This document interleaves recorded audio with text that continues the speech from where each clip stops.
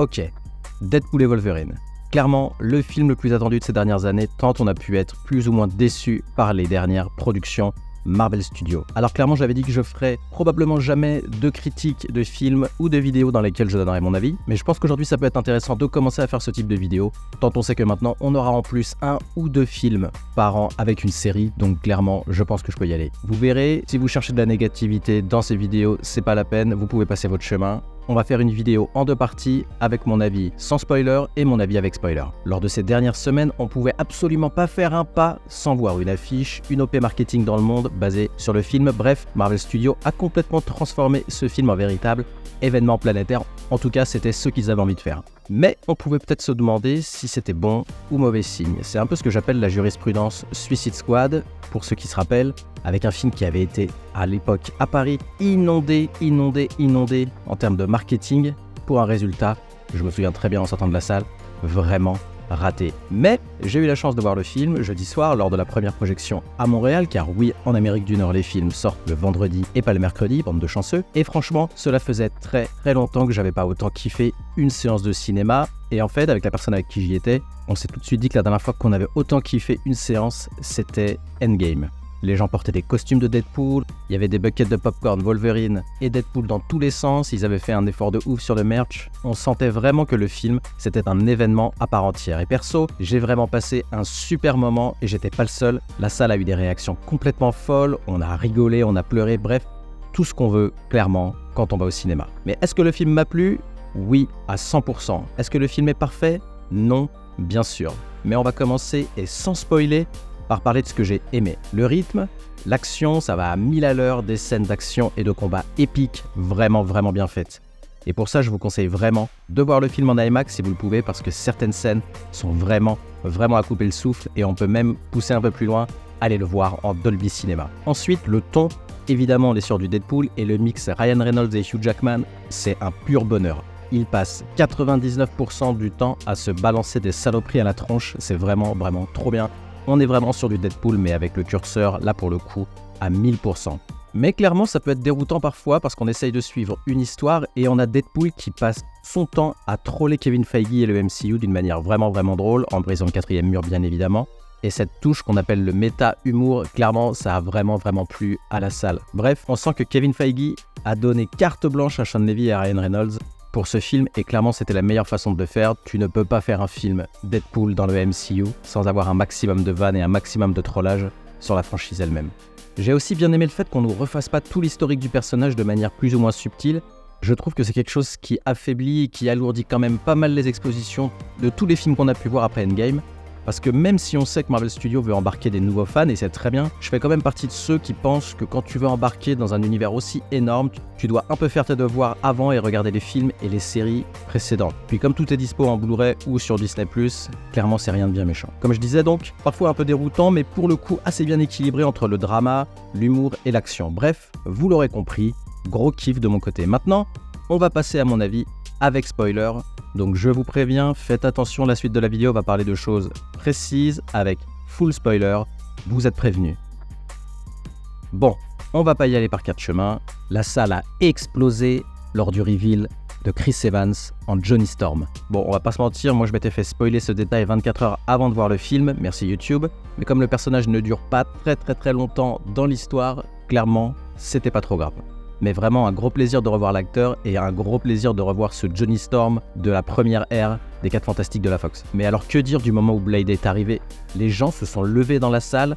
Perso, mon âme a quitté mon corps, et clairement avec le caméo de John Krasinski sur Terre 838, le retour de Wesley Snipes, pour moi c'était de la folie. Perso, Blade c'était mon film d'ado que j'ai vu 1000 fois après l'avoir vu au ciné, bref, c'était la folie. Et puis ensuite Channing Tatum en Gambit, énorme, ou Henry Cavill en Wolverine. Clairement un super moment et une super idée d'avoir fait venir ces 2 acteurs. Mais il faut faire bien attention, les caméos ne doivent pas être l'arbre qui cache la forêt. On a souvent dit récemment que dans les films Marvel maintenant il y avait beaucoup de caméos en mode millefeuille, que c'était trop du fanservice.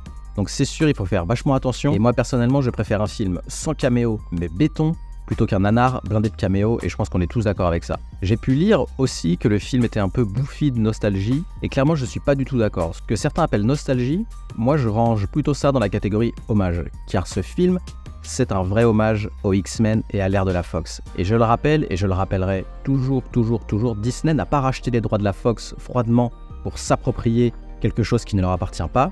Disney a récupéré les droits de la Fox avec un Kevin Feige à la tête de Marvel Studios. Kevin Feige étant ultra fan des X-Men et des 4 Fantastiques, qui lui-même avait lancé les franchises à l'époque avec la Fox. Donc tout cela fait vraiment du sens, d'où la séquence émotion durant le générique de fin avec les images de tournage qui nous a mis vraiment un sacré coup de vieux et clairement une petite larme à l'œil.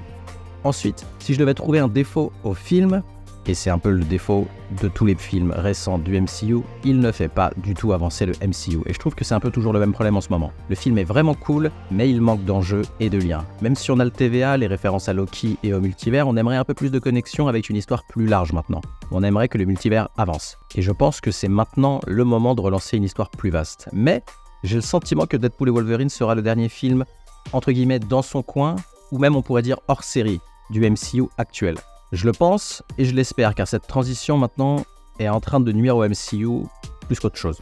Toutes ces petites histoires solo dans leur coin semblent ne pas vraiment avoir de vision à long terme, ou alors il y en a une, mais on n'a toujours pas la clé qui va débloquer le tout ou faire s'assembler le tout. On parle maintenant des caméos que j'ai pu voir. N'hésitez pas à me dire dans les commentaires si j'en ai loupé. On va passer en revue les principaux, évidemment.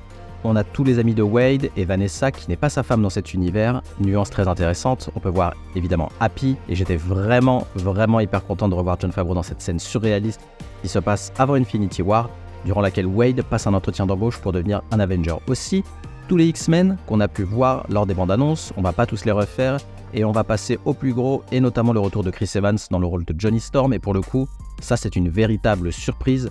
Comment ont-ils réussi à garder le secret? Moi, je soupçonne clairement l'équipe du film d'avoir leaké eux-mêmes les images du tournage, vues au début de l'année, pour aider à cacher Chris Evans, mais aussi Elektra, X-23, qu'on a vu dans la bande-annonce plus tard, Gambit, joué par Channing Tatum, incroyable, cet acteur doit clairement avoir un nouvel agent parce qu'on le voit absolument partout en ce moment, et surtout Wesley Snipes dans le rôle de Blade, qui dit fièrement avant le combat dans la base de Nova qu'il n'y aura toujours qu'un seul Blade. Et concernant tout ça, clairement, aujourd'hui, je suis vraiment super rassuré de voir que Marvel Studios est toujours en mesure de travailler avec des superstars et d'avoir tout de même la capacité à maîtriser les informations et les leaks. Parce qu'en voyant les photos de tournage de Deadpool et Wolverine, il y a de ça quelques mois, je commençais vraiment à me dire que plus jamais on aurait de surprises dans ces films. Mais clairement, ce n'est pas le cas. Et on peut revoir Hunter B15 du TVA qui continue de superviser les affaires de l'organisation avec un rôle plutôt mineur. Je n'ai pas la liste sous les yeux, mais on sait que Blake Lively, la femme de Ryan Reynolds, joue Lady Deadpool et non Taylor Swift. Et je pense qu'on apprendra rapidement tous les noms des acteurs du Deadpool Corps. Apparemment, c'est Matthew McConaughey qui joue le Deadpool en mode western et la fille de Ryan Reynolds qui joue le Deadpool ado. Bref, ils se sont fait un gros kiff. Et puis parlons de ce Wolverine. On a longtemps spéculé sur qui il était. Eh bien, il vient d'un univers qu'on ne connaît pas. Univers dans lequel tous les X-Men sont morts un peu à cause de son inaction. J'ai vraiment apprécié la profondeur du personnage, et c'est vraiment bien de voir ce Logan avec un côté survivant, bouffé par la perte de ses amis. Clairement, un retour réussi pour Hugh Jackman, et on espère qu'il va rester là encore longtemps. On peut revenir rapidement sur Deadpool Corps, j'avais une grosse attente là-dessus, franchement j'ai pas été déçu. Dogpool, Nicepool, Ladypool, Kidpool, Babypool, j'en passais des meilleurs, une scène complètement folle, et j'ai déjà tellement hâte de revoir le film, notamment pour sa mise en scène vraiment très travaillée. Une suite ou pas? Perso, j'étais persuadé que les deux héros allaient mourir, même avant de voir le film, et je vous explique pourquoi. Ce jeudi soir, il y avait un panel au Comic-Con de San Diego avec les acteurs et Kevin Feige, et ce panel avait pour titre « Celebration of Life », la célébration de la vie. Et je pensais que c'était un message caché, mais je me suis trompé car il semble bel et bien vivant après avoir contrecarré les plans de Paradox et de Cassandra Nova.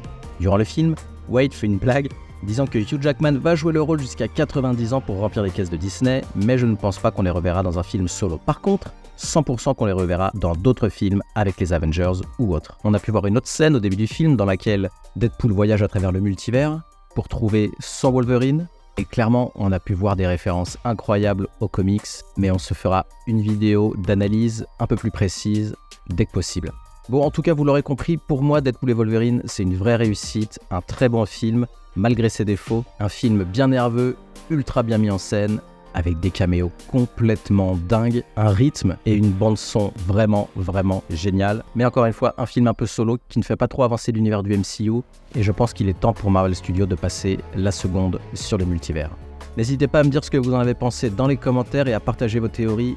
Sans spoiler s'il vous plaît pour les autres, je me ferai un plaisir de lire et répondre à vos messages. Et dernier petit point, encore une fois si vous pouvez aller le voir au cinéma, en IMAX ou en Dolby Cinema si vous le pouvez, car vraiment certaines scènes sont incroyables sur grand écran. Bon film et à bientôt pour une nouvelle vidéo.